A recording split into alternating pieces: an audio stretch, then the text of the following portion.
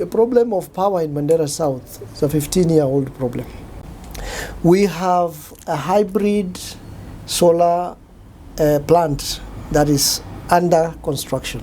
To look across, the problem with KPLC is not just even in Mandera.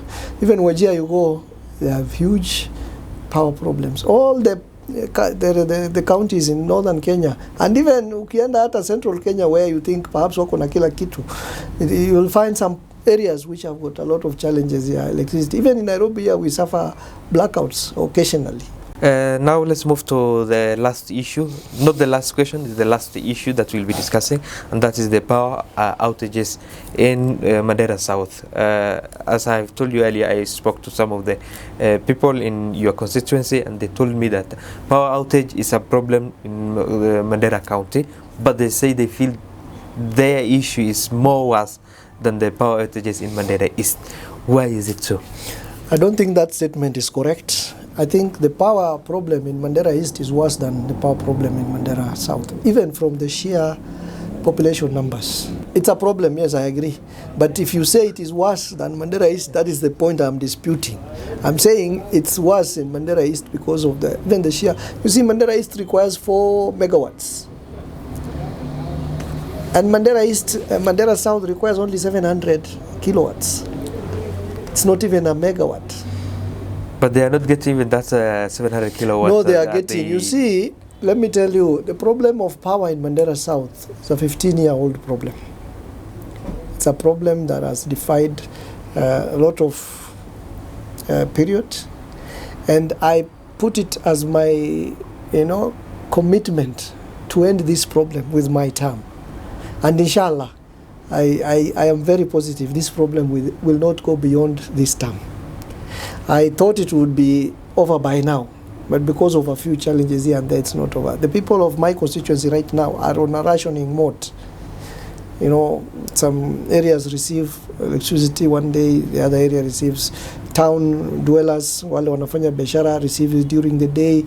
Wale watu wanalala kwa manyumba yao, they receive it during the night. So we've been struggling with this. And the reason is, the Kenya Power and Lighting Company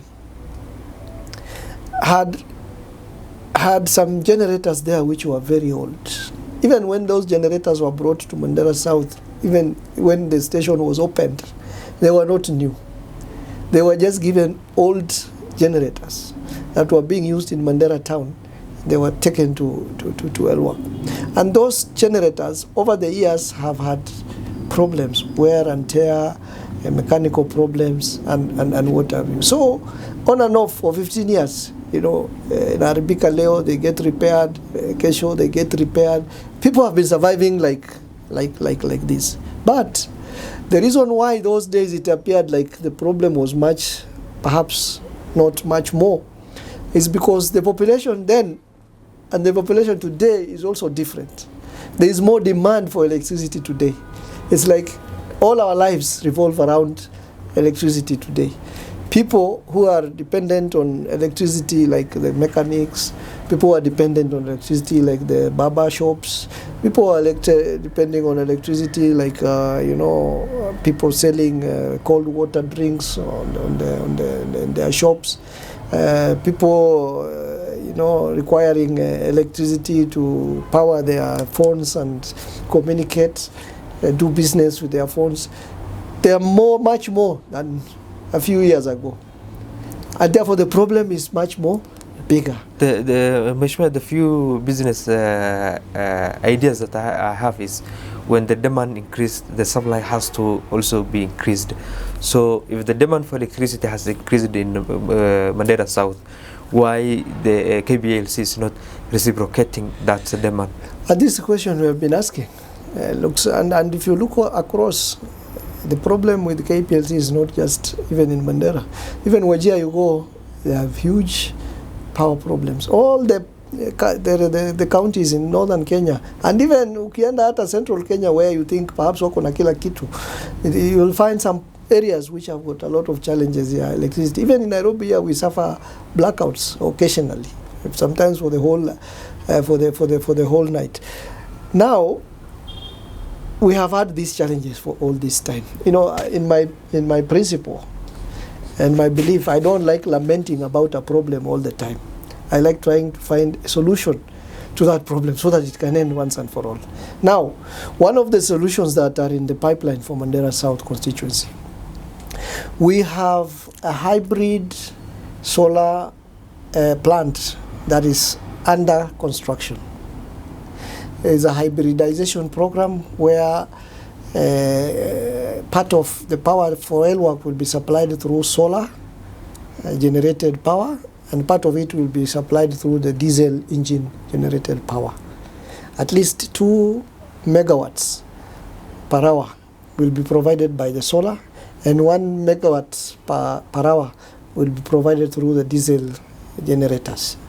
Now, that is a project which is worth 588 million, which is ongoing. And it is the single most largest national government project we have in Mandera County today. And that project has gone 80%. We are left with only 20% to conclude. There has been a delay by the Kenya Power and Lighting Company to bring on board a consultant. You see, this is a donor-funded project. The donor demands that at every stage completed, a consultant has to come, assesses the works, and then based on the report of the consultant, the donor releases the money to the contractor. Now, the contractor has not been paid for the last phase because the consultant who was there was sacked around mid-2024. From mid-2024 mpaka today, almost 9 months, KPLC has not been able to bring another consultant on board. And mark you, this money we are talking about, this funding of 588 million shillings we are talking about, is not the funding from the exchequer, the budget from the... It is a donor fund. That money is available. It's ready.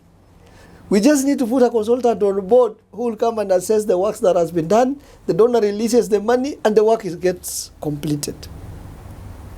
So it is sheer laziness of the KPLC, sheer negligence, you know.